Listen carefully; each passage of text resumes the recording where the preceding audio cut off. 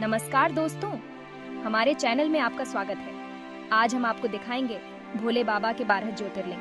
कहते हैं इन ज्योतिर्लिंगों में महादेव रहते हैं। तो सब्सक्राइब कर लीजिए और बेल आइकॉन दबा लीजिए, क्योंकि ये सफर होने वाला है शानदार। सबसे पहले हम चलते हैं गुजरात के समुद्र किनारे। पहले ज्योतिर्लिंग सोमनाथ। इस मंदिर का इतिहास सुन के आप भी बोलोगे, क्या बात है, कितनी बार बना, कितनी बार टूटा, लेकिन हर बार फिर से खड़ा हो गया। कहते हैं खुद चांद ने इस ज्योतिर्लिंग को स्थापित किया था। यहाँ आकर जो शांति मिलती है वो अनुभव की बात है। समुद्र की लहरों की आवाज, मंदिर की घंटियां और चारों तरफ भक्ति का माहौल मन को हल्का कर देता है।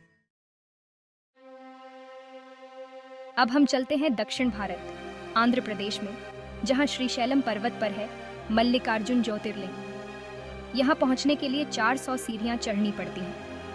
मल्लिकार्जुन का मतलब है पहाड़ों का राजा। कहते हैं यहाँ माँ पार्वती और शिवजी ने शादी के बाद समय बिताया था। हमारा अगला पड़ाव है मध्य प्रदेश का उज्जैन, जहाँ है तीसरा ज्योतिर्लिंग महाकालेश्वर। महाकालेश्वर का मतलब है समय के मालिक। यहाँ शिवजी को महाकाल के रूप में पूजा जाता है। यहाँ सुबह 4 बजे भस्म आरती होती है। कहते हैं जो भी सच्चे मन से आता है उसके सारे पाप धुल जाते हैं। चौथा पड़ाव हमें ले जाता है नर्मदा नदी के बीच बसे एक द्वीप पर, जहां है ओंकारेश्वर ज्योतिर्लिंग। यहाँ 2 ज्योतिर्लिंग हैं, ओंकारेश्वर और अमलेश्वर। ओंकारेश्वर का मतलब है AUM के ईश्वर। यहाँ की हवा में एक अलग तरह की अच्छाई है। चारों तरफ नर्मदा नदी, हरी भरी पहाड़ियां और शिव जी का आशीर्वाद। यहाँ आकर मन खुश हो जाता है। अब हम पहुंचते हैं उत्तराखंड के हिमालय पर्वत पर स्थित केदारनाथ। यहाँ पहुंचने के लिए बहुत मेहनत करनी पड़ती है, क्योंकि रास्ता कठिन है। ऊंची ऊंची चोटियां, बर्फीले रास्ते, ठंडी हवाएं, फिर भी यहाँ हर साल लाखों श्रद्धालु आते हैं। केदारनाथ का मतलब है क्षेत्र के स्वामी। यहाँ पांडवों ने भी तपस्या की थी। चारों तरफ बर्फ से ढकी चोटियां, नीचे हरे भरे मैदान और बीच में शिवजी का भव्य मंदिर। ये नज़ारा देखने लायक होता है। छठा ज्योतिर्लिंग हमें ले जाता है महाराष्ट्र के पुणे के पास स्थित भीमाशंकर जंगल में। यहाँ पहुंचने के लिए जंगल के रास्ते से होकर गुजरना पड़ता है। चारों तरफ हरे भरे पेड़ पौधे, चिड़ियों की आवाज और ठंडी ठंडी हवा मन को तरोताजा कर देते हैं। भीमाशंकर का मतलब है भीम के शंकर। यहाँ की खास बात यह है कि यहाँ पानी की कमी नहीं होती।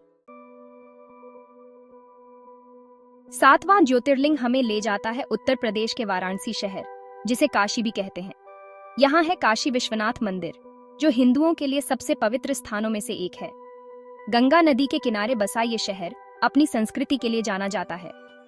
काशी विश्वनाथ का मतलब है काशी के स्वामी। कहते हैं यहाँ मृत्यु भी मोक्ष प्राप्त करती है। 8वां ज्योतिर्लिंग हमें ले जाता है महाराष्ट्र के नासिक के पास स्थित त्र्यंबकेश्वर। यहाँ है त्र्यंबकेश्वर मंदिर, त्रिमूर्ति का स्थान। यहाँ शिव, ब्रह्मा और विष्णु की पूजा होती है। त्र्यंबकेश्वर का मतलब है 3 नेत्रों वाले ईश्वर। यहाँ सच्चे मन से प्रार्थना करने पर मनोकामनाएं पूरी होती हैं। यहाँ का वातावरण बहुत ही शांत और मनोरम है। 9वां ज्योतिर्लिंग हमें ले जाता है झारखंड के देवघर नामक स्थान पर। यहाँ है वैद्यनाथ मंदिर, जिसे बाबा धाम भी कहते हैं। यहाँ हर साल लाखों श्रद्धालु आते हैं, खासकर सावन के महीने में। वैद्यनाथ का मतलब है वैद्यों के ईश्वर। कहते हैं यहाँ आकर सच्चे मन से जो भी अपनी बीमारी से छुटकारा मांगता है, उसे जरूर स्वास्थ्य लाभ मिलता है।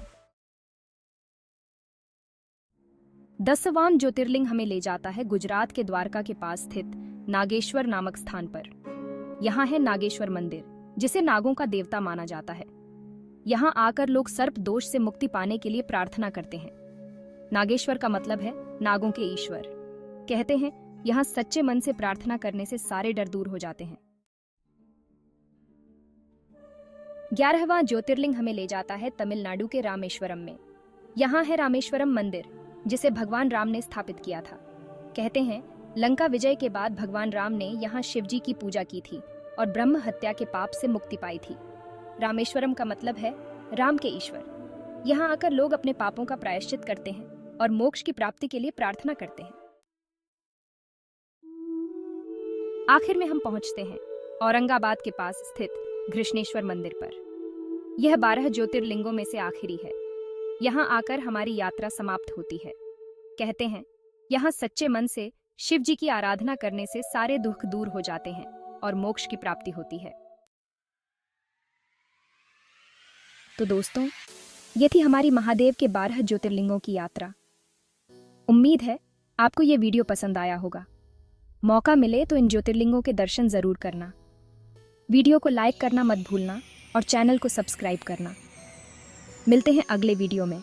तब तक के लिए जय हिंद, वंदे मातरम।